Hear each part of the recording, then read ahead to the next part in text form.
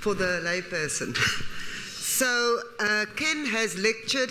He travels regularly to where he's travelled as part of his research.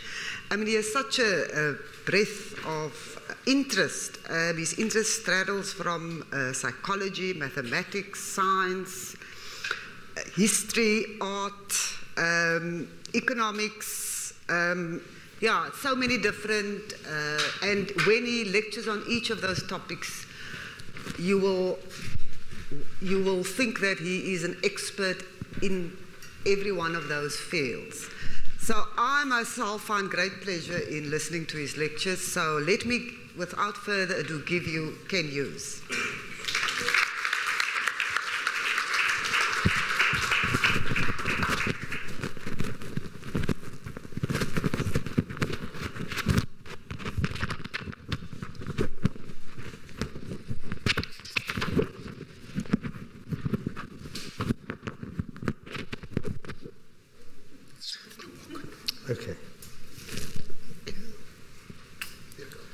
Okay, thank you very much.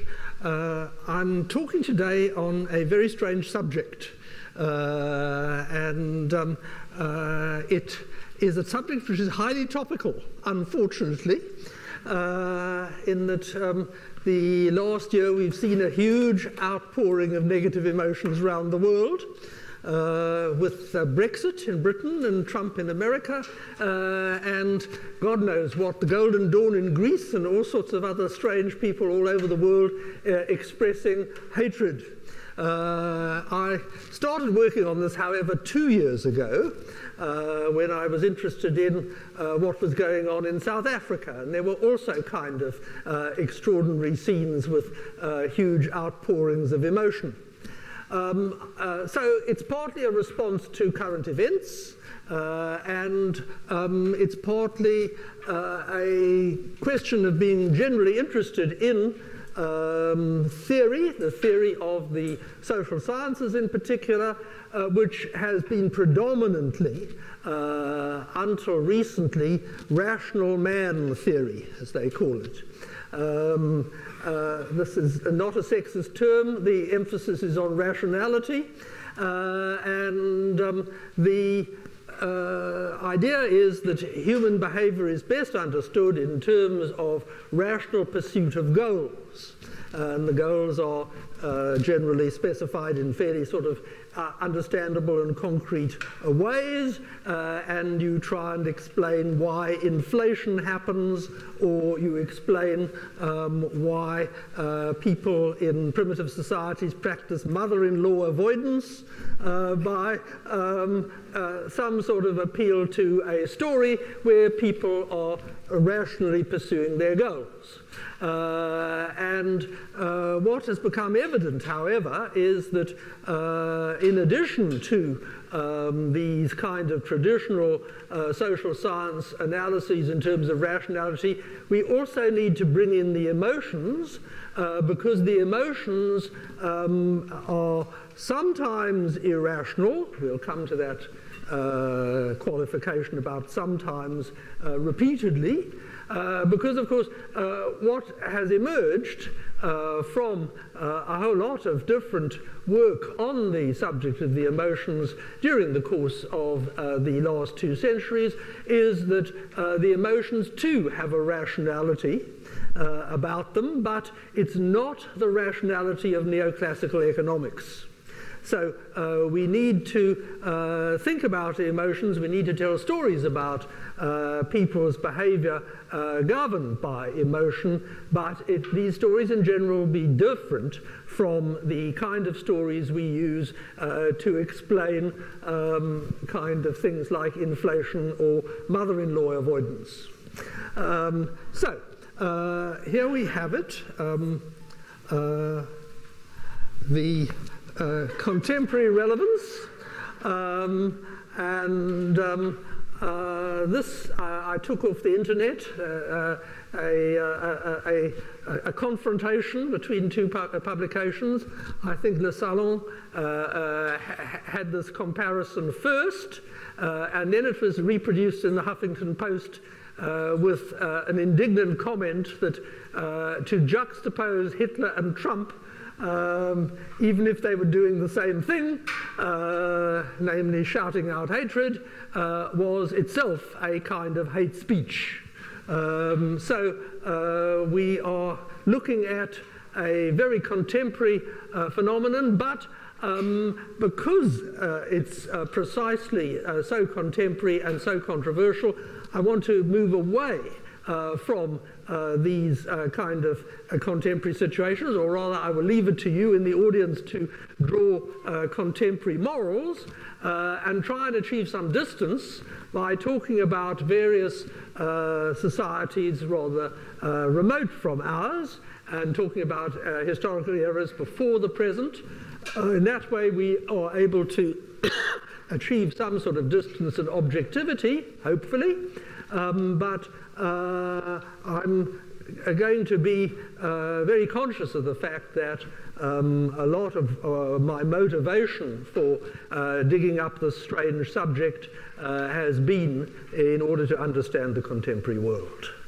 So I want to move on to talking a bit about the history of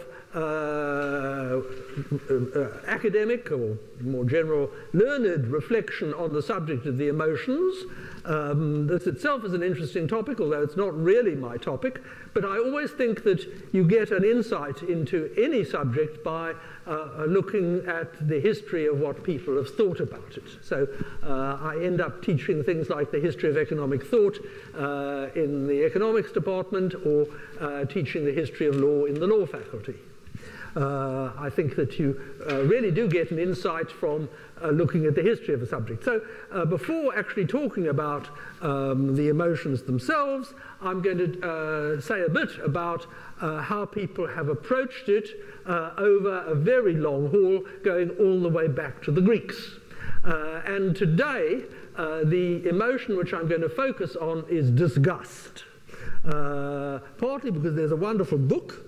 I think people should have received a reading list at the entrance when you came in. You did, which has a list of my major sources on it. But here is William Ian Miller's book, The Anatomy of Disgust, which will occupy the tail end of the lecture. And I just want to say some preliminary words about the general treatment of the emotions, which has been, until recently, pretty dreadful. The basic truth of the matter is that there's a whole lot of kind of prejudice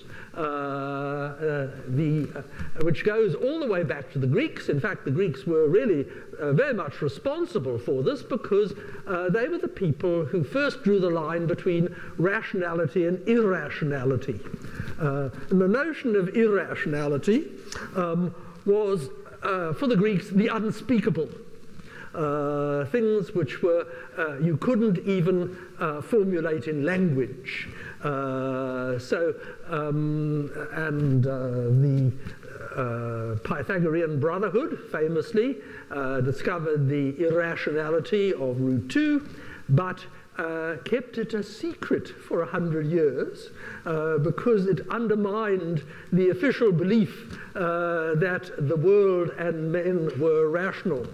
So there is this strong set of ideas about rationality and irrationality, and this tendency to identify the emotions as being the domain of the irrational, which goes all the way back to the Greeks, and it's terribly strong in Greek culture. One finds that when one looks at the historians like Herodotus and Thucydides, they have this terrific admiration of people like Pericles, who were known for their icy cold rationality. It's part of Greek culture to admire people who are cold and to be fearful about people who are hot. And of course, we immediately have associations about hot-tempered people and cool reason, and this goes all the way back to the Greeks. So the first people I want to talk about are Aristotle and Plato. Here in this wonderful painting by Raphael, which is in the Vatican, this called the School of Athens, Raphael Sanzio, the great painter from Urbino, was lucky enough to be the contemporary of a large number of great men, and so this is just, of course, the central pair in the famous picture, The School of Athens, but he got all the famous people of his day to model for him. So Plato on the left here is actually a portrait of Leonardo da Vinci. Aristotle on the right is rather less well known. It's an architect, but at the front of the picture, and this is not reproduced, we have Michelangelo. So it's an extraordinary picture, one of the great pictures. I always think it kind of summarizes just in visual form a huge amount of the important ideas of Western civilization, the School of Athens. But I want to draw your attention to the symbolism. That's why I enlarged the two central figures and cut out all the minor people in this great picture. Well, perhaps minor people is inappropriate because, of course, the people included in the picture do include Michelangelo and do include Raphael himself. But concentrating on the two central figures because there's symbolism involved. And the symbolism is this, that Plato is pointing upwards to the heavens, whereas Aristotle is pointing downwards to the earth. And this is very much a meaningful contrast because it was Plato who idealized mathematics and philosophy and held that they were a part of a suprasensible realm, the realm of ideas or essences, and that the soul of every human being was struggling upwards towards the heavens, towards the ideal, and was being dragged down by the dark forces of matter. The soul was imprisoned in the body, but the true aim of life, or the true aim of the universe really, was the contemplation of the true, the good and the beautiful. That was achieved by ascent heavenwards. And Plato has, of course, these amazing descriptions in the various dialogues of the realm of reason and its contrast with the realm of brute matter. And, of course, the emotions are there to drag you down. He has this wonderful imagery of the charioteer. And the wild horses are the emotions which drag you off course. So Plato is very much a representative figure, a central figure in the Western tradition, but very much associated with this kind of set of attitudes towards cold reason and the hot emotions, the idea that the emotions are irrational, the idea that they distract you from the cool pursuit of truth and beauty. And Aristotle is very different. The trouble is, of course, that Aristotle in some ways has two stories which are not altogether consistent. On the one hand, Aristotle continues to reflect the general Greek idealization of reason. It's Aristotle who is famously responsible for describing human beings as man, the rational animal. The rational animal. But on the other hand, there's some wonderful but rather less well-known stuff which is in Aristotle's writings on rhetoric, where he looks at the emotions. And you've got to understand that politics, which was very much a concern in the Greek city-states because of the participation of citizens. Greek democracy, of course, was not democratic in the modern sense, in that citizens were restricted. They were males, they were locals, they were people of a certain age, and in some cases they were property holders. But the crucial point was that politics involved more people than just the royal family or the local tyrant, and so rhetoric, the ability to make speeches on political subjects, was an essential accomplishment for the citizen of a city-state like Athens. And rhetoric formed an essential part of the curriculum, again for male citizens, and it's not democratic in the modern sense, but it does extend the participation, and so rhetoric is an important part of this. And rhetoric already for the Greeks often involved kind of evoking appropriate emotions in the audience. It was a question of getting the audience aroused and getting them all steamed up behind some particular proposal, like a declaration of war, or a kind of an expedition to found a colony in some other part of the Mediterranean, or the trial of individual. One thinks of the trial of Socrates, the most famous of all Athenian trials. Rhetoric was important, and rhetoric often involved an appeal to the emotions. So Aristotle, in his rhetoric, is actually kind of wonderful. In some ways, he's ahead of us. He has more subtle ideas about the interaction of the emotions than you will find in most of today's psychologists. Aristotle is, two-faced. On the one side, he's responsible for all the cliches about man, the rational animal, and on the other side, he has this considerable and deep insight into the psychology of the emotions, which, as I said, I'm one of the people who take the view that Aristotle is ahead of us. He has more insight than is currently available in most psychology and certainly in most philosophy. So, we will come back to Aristotle from time to time. Let's move on.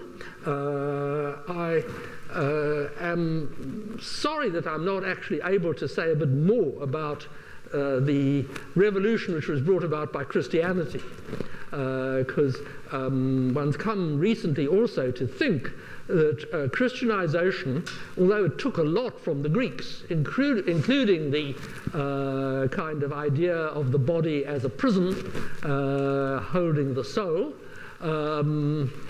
Christianity did make a big difference, in particular in terms of ideas of equality.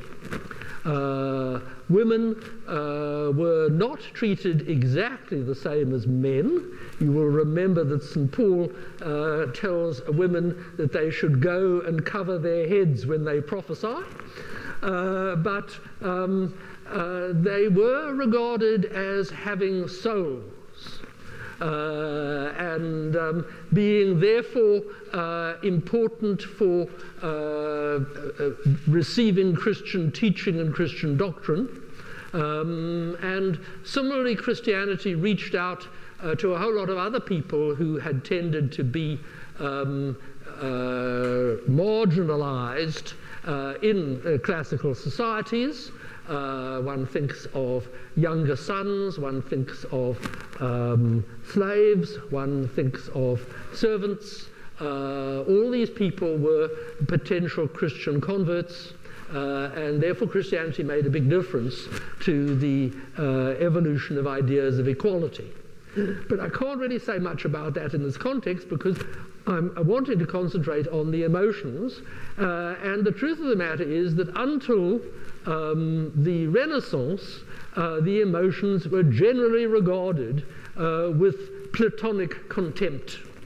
They were generally regarded negatively. And it's one of the extraordinary things about the Renaissance. The word, of course, means rebirth, and the sort of cliche way of thinking about the Renaissance is the rebirth of classical culture. But what actually happened, particularly in Italy during the Renaissance, was the revival of interest in the classical culture, which wasn't always a kind of mimetic or imitative interest. There was a critical attitude developed towards the classics, and this is absolutely sort of crucial because it's in some sense the origin of a whole lot of modern Enlightenment ideas. The idea that one can be liberated through education. The idea that one should take responsibility for oneself and not kind of just blame things on astrology, which was the main form of determinism in those days. The Renaissance really is a crucial phase, and I've come to realize this more and more. And so the next person I want to mention is somebody who you've probably never heard of, Leonardo Bruni, who is one of the great Florentine historians and was a major figure in Florentine politics, having had this wonderful classical education which had been revived by a number of people in the preceding generations before him. He took the view that oratory was a central part of the arts and should be mastered by every kind of cultivated person. And so his job during his lifetime, before he became the official Florentine historian, was as public orator. And he's buried in a rather magnificent tomb in Santa Maria Novella, and he's a very important figure. Here you'll see these are mosaics from Florence. On the right-hand side, there's a visual pun, Bruni's History of Florence, which is an illuminated book, illuminates Florence. The book is shown as shining out towards the city. Now, the crucial point made by Bruni, and here he is a swing figure, was that he was the first person to speak up in defense of the emotions. The first person I can find. Of course, one realizes that there may well be, as there often are, obscure medieval predecessors, but Bruni is the first person to speak up in defense of the emotions, and he does so on more than one occasion. But the most memorable occasion which he does speak up is when he says, anger makes us brave. And courage, of course, is one of the key virtues for citizens, even if they are citizens of a medieval city republic like Florence, rather than an ancient city-state. So, anger makes us brave. The first modern defense of the emotions. And it goes on from there this, again, tends to be forgotten, or has been forgotten until recently. The next person I've got is the great Scottish philosopher David Hume. Right in the heart of the 18th century, and you would imagine that the 18th century, being the age of the Enlightenment, would be all against the passions, but this is not so at all. On the contrary, one of the famous quotes from Hume is this: "Man is and ought to be the slave of the passions." And this is partly because of David Hume having an elaborate kind of psychology and an elaborate kind of philosophy in terms of which reasons are not sufficient to motivate people. He kind of has various strange examples where he kind of says, what reason is there for me to prefer the tickling of my little finger to the destruction of the inhabitants of the Americas. These two events are totally unrelated, and it might be more sensible for him to prefer to be free of tickling than even if it means the destruction of all the people in America. So reasons are not motivating for Hume. What is motivating is passion, and so there's this extraordinary thing right in the heart of the 18th century, and Hume is not alone. Of course, his great friend Jean-Jacques Rousseau was one of the main spokesmen for passion in the 18th century, founding father of Romanticism in many ways, Rousseau. But it goes back even earlier, in the generation before. There's an interesting generation in the 1720s, which again is an extraordinary story, which I will probably come back to. The handkerchief was a late medieval invention and were very rare, partly because the first handkerchiefs were silk, and silk was extremely valuable and had to be imported from Asia. Erasmus, the great humanist scholar, in his will lists very proudly the fact that he has no less than 25 handkerchiefs. That shows he's a real top achiever. And you see, of course, that the bulk of the population didn't, because the books on table manners as late as 1700 are saying things like, people should not wipe their noses on the tablecloth.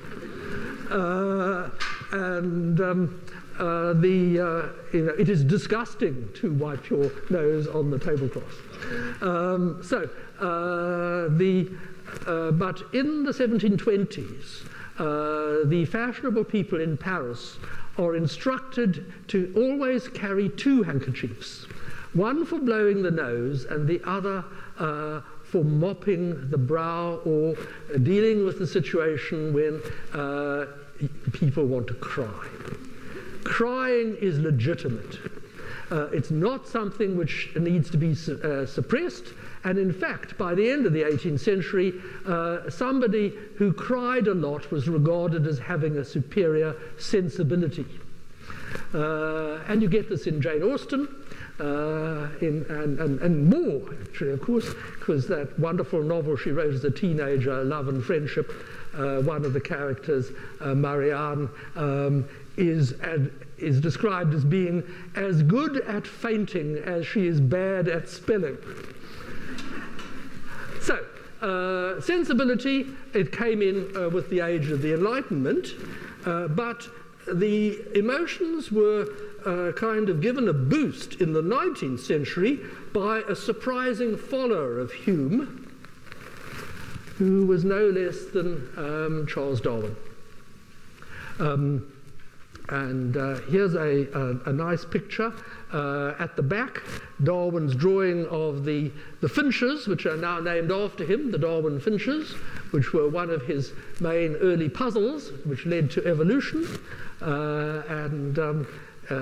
In partial tribute to my friend and colleague Tim Crow, I have emphasized the birds in Darwin's world.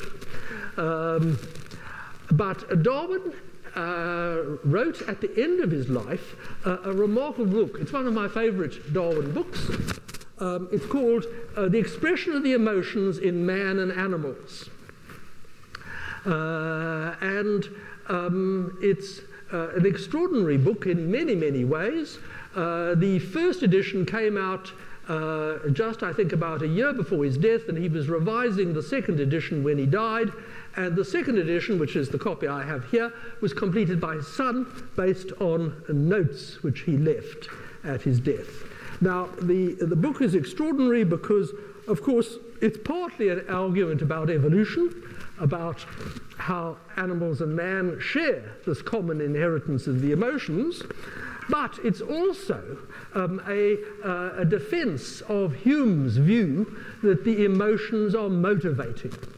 And many of the discussions are very modern. Some of them are not, but many of them are. So there are whole chapters on things like suffering and weeping, low spirits, anxiety, grief, dejection, and despair, joy, high spirits, love, tender feelings, devotion, reflection, meditation, ill temper, hatred and anger, disdain, contempt, and then the section I'm interested in today, disgust. Because Darwin, in an amazingly prescient discussion, has 5 pages devoted to disgust, which I will read you in a moment. Now, the point, I just wanted to stop here and make the point that we've had a revival of interest in evolution among psychologists in the last 25 years, and so you will now get textbooks with titles like An Introduction to Evolutionary Psychology. I went and looked at a good textbook while preparing this lecture and was horrified to see that the modern Darwinians devote half a page to disgust, whereas Darwin himself devoted 5 pages.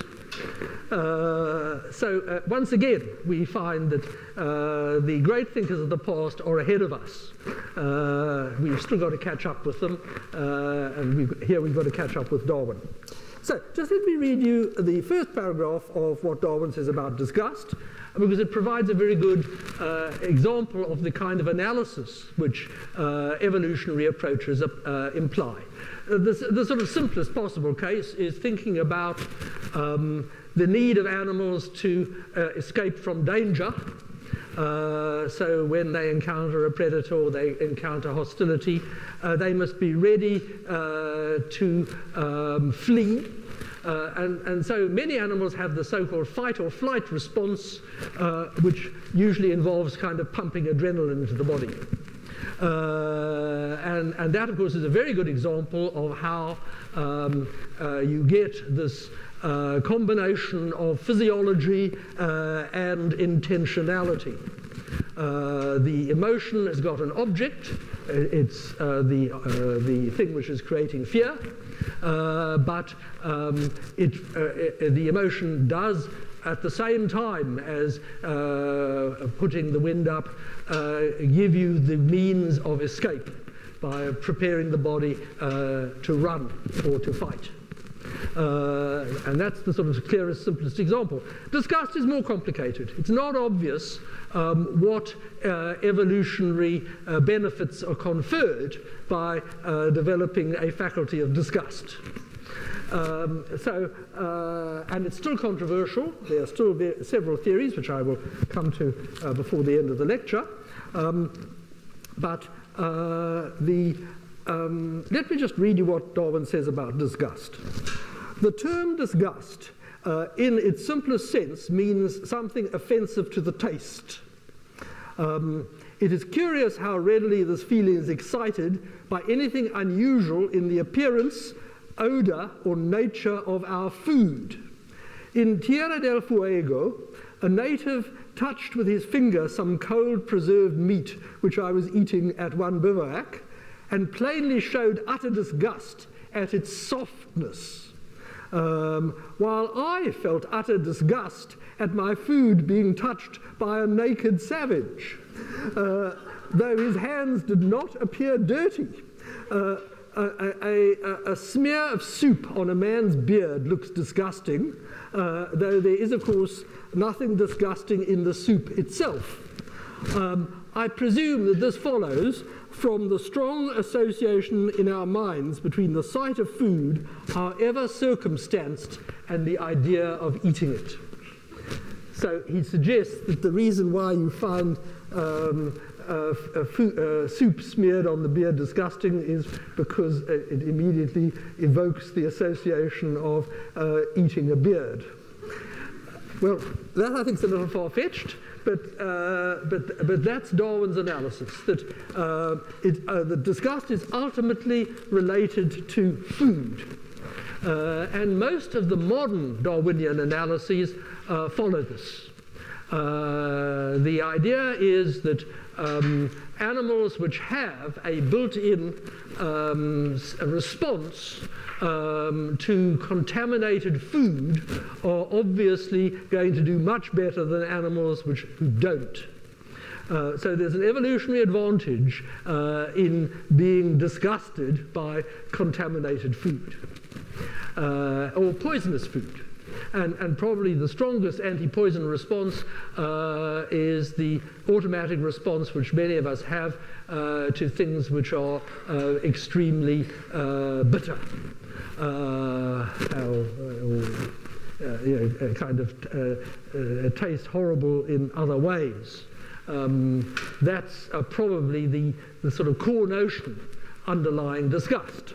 But as we'll see in a moment, we've got to allow for kind of cultural factors and developments that the very fact, of course, that disgust and that gust part of the word is from taste. One thinks of the Spanish me gusta, what I like. One realizes that food may be the start of it, but there's a lot more to disgust than just being protected against eating decaying food. There's been a kind of cultural elaboration on a central biological core. And this is true of most of the emotions, and it's an important factor which we're going to need to take into account. Now, I want to jump to the late 20th century. Two American academics who led the way in pioneering the modern study of the emotions. One on the left was the philosopher Robert Solomons, who wrote this book, The Passions, in 1972, I think. And the subtitle is Emotions and the Meaning of Life.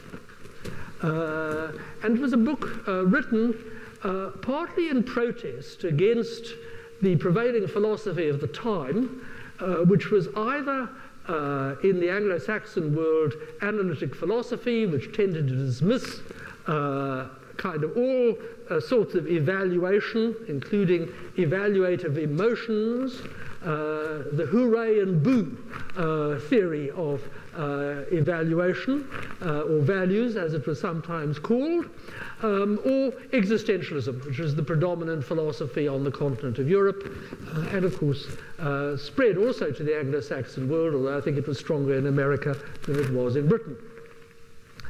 Now, existentialism tended to want to say that life was meaningless, and that meaning had to be imparted to life by conscious decisions. You would decide that you were going to become a Catholic or a communist, or take some other dramatic decision somewhere early on in your life, and then you had to stick to that because that was the only kind of authenticity which existentialism allowed.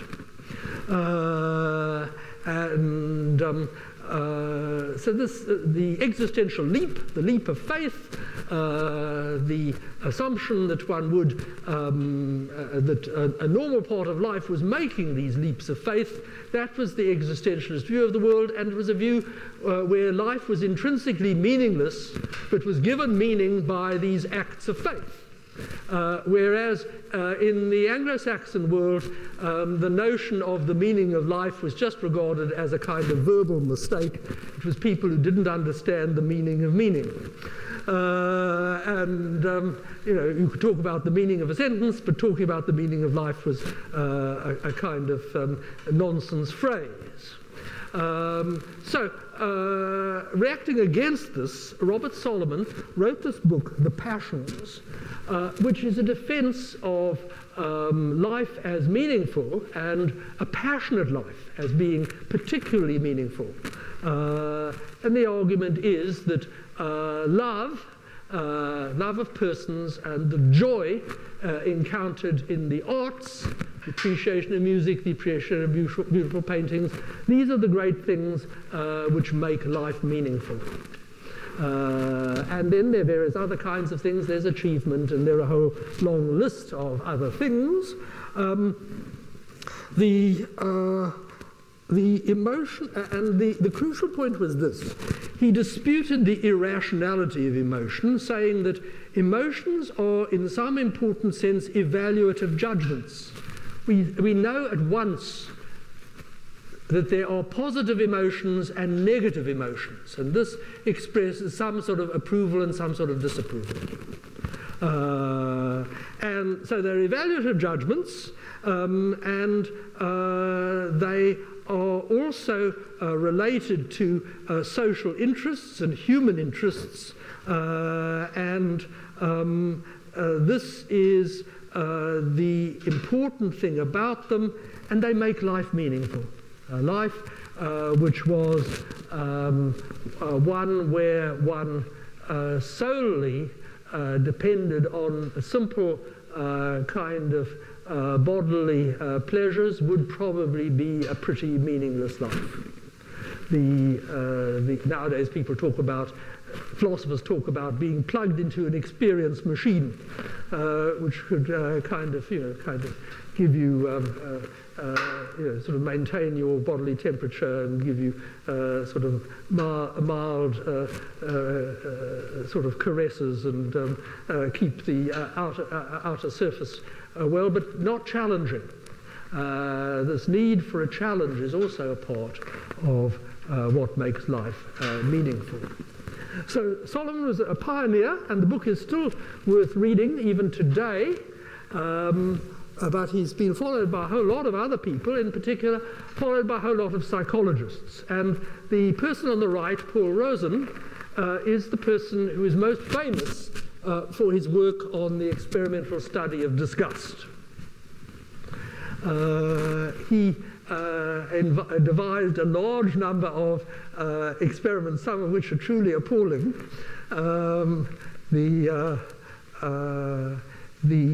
The part of his theory is that disgust develops during the course of the life cycle, particularly in small children as they are potty trained. That finding poo disgusting is an important part of growing up.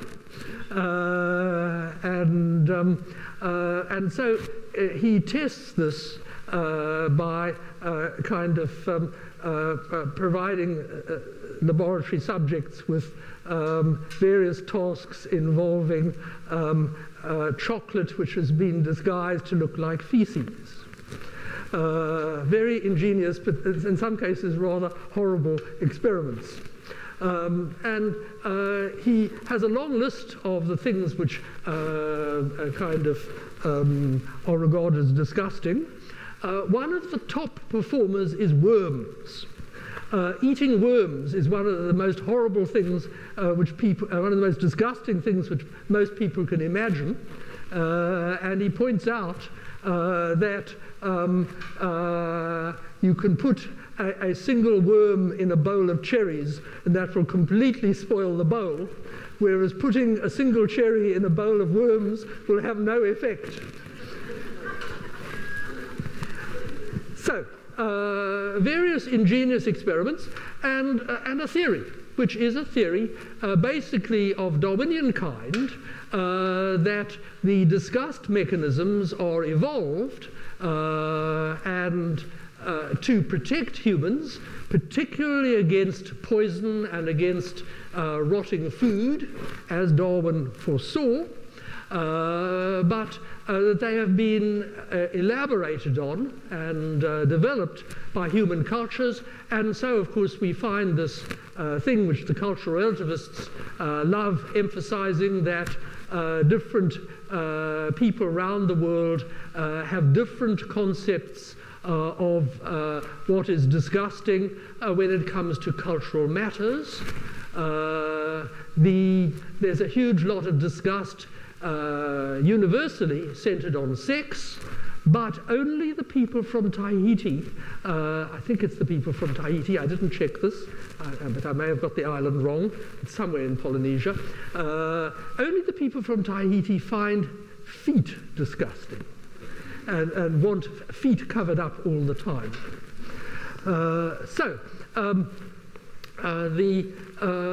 The disgust has been studied experimentally, particularly by Paul Rosen, and this has inspired a whole lot of further work, not just by psychologists, but also by lawyers. Because it was ultimately the lawyers who were ahead of us in analysing the negative emotions. And this comes from the practical aspects of law. Lawyers have to deal with cases which may involve homicide or theft or something else like that, some serious crime which is motivated by hatred or disgust or fear. So the negative emotions are bread and butter for lawyers. And there's a vast body of case law looking at circumstances under which the emotional response is regarded as reasonable. The reasonable man is not the same thing as the rational man. The reasonable man will actually be kind of shocked and disgusted under certain circumstances, whereas the devotee of pure Aristotelian or Platonic rationality won't. So the lawyers have been the great pioneers in terms of the academic study of the emotions, the great book on disgust is this book. I've got it up on the screen, I see already. I didn't need to hold up my copy. The Anatomy of Disgust by William Ian Miller. There he is on the left in the picture.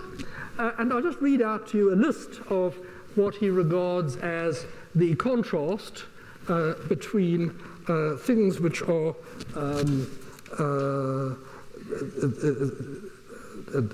disgust or disgusting and non-disgusting. He says that in many cases there's a contrast. We draw the line somewhere in the middle. For example, plant versus animal. There are very few plants which are disgusting, perhaps none, whereas quite a lot of animals are regarded as disgusting, or animal activities are regarded as disgusting. So inorganic versus organic. Organic regarded as disgusting, inorganic regarded as neutral. Plant versus animal. Human versus animal. Animals can do things which are kind of intrinsically regarded as disgusting, and animals are often taken as kind of metaphors or synecdoche for things which are disgusting. You think of the insult where people are called monkeys or behaving like monkeys. That animal comparison is an expression of hatred or contempt, and it's because evidently somebody early on in Western culture found monkeys to be disgusting, or some of their behavior to be disgusting. Then there are other contrasts like us versus them, me versus you. the outside of me versus the inside of me, dry versus wet, fluid versus viscid, firm versus squishy. Squishy things are often regarded as intrinsically disgusting. Rough versus silky, still versus wiggly. Worms are horrible because they're wiggly. Uncurdled versus curdled, health versus disease, beauty versus ugliness, up versus down, right versus left, ice cold versus hot, or clammy versus lukewarm, and tight versus loose, and moderation versus surfeit. And one versus many. One of the things which is horrible about cockroaches is they tend to arrive in batches of 10 million. So that's William Ian Miller's classification of things which are disgusting.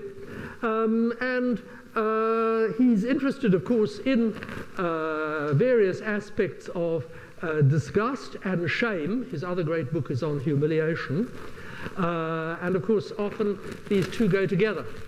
Somebody does something which other people regard as disgusting, they protest, and the person feels humiliated. So disgust and shame often go together, and I'm going to talk about shame tomorrow. But the last person I want to mention is a wonderful lady from Chicago. There we are. Martha Nussbaum, who's a philosopher who teaches in the law school at the University of Chicago. She, I think, was originally trained as a classicist, but then kind of wandered into philosophy and has been involved in all sorts of things. And her great book is called Hiding from Humanity, Disgust, Shame, and the Law. And she's interested in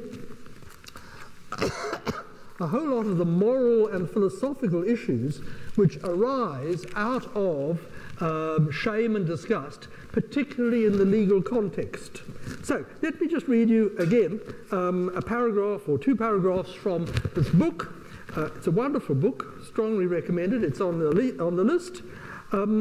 A California judge orders a man convicted of larceny to wear a shirt saying, "I am on felony probation for theft." In Florida, convicted drunk drivers are required to display bumper stickers reading "Convicted DUI," driving under the influence. Similar stickers have been authorized in other states, including Texas and Iowa. Penalties like this involving public shaming of the offender are becoming increasingly common as alternatives to fines and imprisonment. Part of this punitive culture which has been developing in America, where people kind of feel that prison is too good for some criminals. You must find something worse. And here are some other examples. Jamie Berube was born with Down syndrome. As a result of changes enacted under the Individuals with Disabilities Education Act, he has an individualized education plan that provides for him to be mainstreamed in a regular public school classroom, albeit with a monitor often sitting by his side. The teacher and monitor work together to ensure that Jamie need not live as a shamed and stigmatized person, and his condition need no longer be the object of humiliation. And then another case, Stephen Carr, a drifter lurking in the woods outside the Appalachian Trail, saw two lesbian women making love in their campsite. He shot them, killing one outright and seriously wounding the other. At the trial, charged with first-degree murder, he argued for mitigation to manslaughter on the grounds that his disgust at their lesbian lovemaking had produced a reaction of such overwhelming force and revulsion that he was unable to resist committing the crime. I may say that this particular defense was not accepted by the judge, who took the view, very correctly in my view, that if he was shocked and disgusted, as a reasonable person, he should have run away rather than have gotten out his rifle. Now, there's some other important cases which I'll just mention because we will come back to them in later lectures. In a 1973 opinion which still defines the law of obscenity, Chief Justice Warren Burger wrote that the obscene must be defined in a manner that includes reference to the disgust and revulsion the works in question would inspire in the average person applying contemporary community standards. To make the connection to disgust even clearer, Justice Burger added a learned footnote about the etymology of the term obscene, saying it comes from the Latin coinum, filth, and cited dictionary definitions defining obscenity in terms of disgust and of the response to excrement. There are similar things, of course, with regard to pornography. Pornography was originally drawings of prostitutes. Pornos is a prostitute in Greek.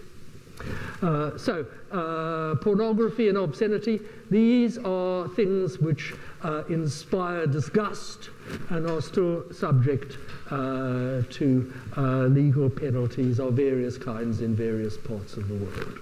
So, disgust, well, it may seem a kind of peripheral thing, a peculiar kind of weakness of humans, that they get upset at seeing other people naked or seeing other people's feet if they're in Tahiti.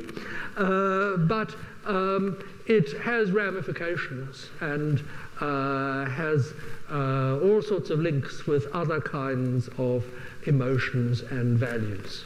And we'll see that in the next few lectures. Okay, that's enough for today.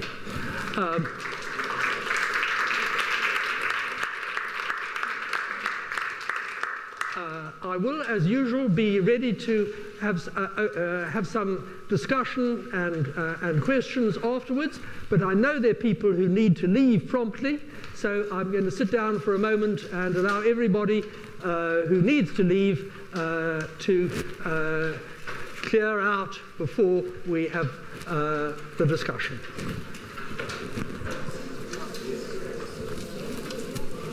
For the layperson. So Ken has lectured, he travels regularly to where he's travelled as part of his research. I mean, he has such a breadth of interest. His interest straddles from psychology, mathematics, science, history, art, economics, so many different, and when he lectures on each of those topics, you will think that he is an expert in every one of those fields.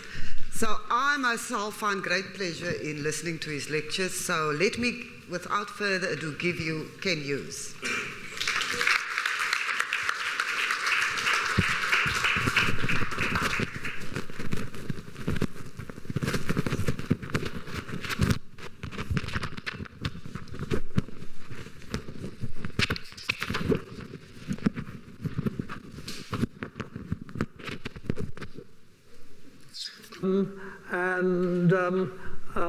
This I took off the internet, a confrontation between two publications. I think Le Salon had this comparison first, and then it was reproduced in the Huffington Post with an indignant comment that to juxtapose Hitler and Trump, even if they were doing the same thing, namely shouting out hatred, was itself a kind of hate speech. So we are looking at a very contemporary phenomenon, but because it's precisely so contemporary and so controversial, I want to move away from these kind of contemporary situations, or rather I will leave it to you in the audience to draw contemporary morals and try and achieve some distance by talking about various societies rather remote. We also need to bring in the emotions because the emotions are sometimes irrational. We'll come to that qualification about sometimes repeatedly, because of course what has emerged from a whole lot of different work on the subject of the emotions during the course of the last 2 centuries is that the emotions too have a rationality about them, but it's not the rationality of neoclassical economics. So we need to think about emotions, we need to tell stories about people's behavior governed by emotion, but these stories in general will be different from the kind of stories we use to explain kind of things like inflation or mother-in-law avoidance. Here we have it, the contemporary relevance, social sciences in particular, which has been predominantly, until recently, rational man theory, as they call it. This is not a sexist term, the emphasis is on rationality, and the idea is that human behavior is best understood in terms of rational pursuit of goals. And the goals are generally specified in fairly sort of understandable and concrete ways, and you try and explain why inflation happens, or you explain why people in primitive societies practice mother-in-law avoidance by some sort of appeal to a story where people are rationally pursuing their goals. And what has become evident, however, is that in addition to these kind of traditional social science analyses in terms of rationality,